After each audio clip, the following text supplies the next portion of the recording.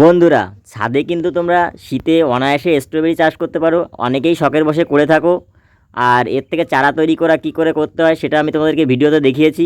এবার আমি দেখাবো কী করে একটা চারা থেকে আরেকটা চারা যে রানার বেরোয় ওটা কতদিন পরে তোমরা কাটবে সেটাই একবার দেখে নাও।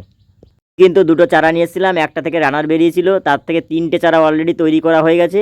এবার আমার 4 নম্বর চারা আবার ওদিকে বেরোনো শুরু হয়েছে। এবার আমি কতদিন পরে কাটবো সেটা দেখো। ফার্স্টে যখন গাছের পাতা এরকম 4-5টা হয়ে যাবে, মানে নিজের খাবার যখন গাছটা নিজে তৈরি করতে পারবে, তখনই তোমরা কিন্তু রানারটা কেটে দিতে পারো। এই যে আমিও কিন্তু এই দেখো এতটা 4-5 পাতা হয়েছে, এবার কিন্তু আমি রানারটা কেটে দিচ্ছি। এরকম গোড়া থেকে কেটে দেবে। আর কি করবে, পরের যে চারাটা আছে ওটারও গোড়ার থেকে ওই রানারটা কেটে দেবে।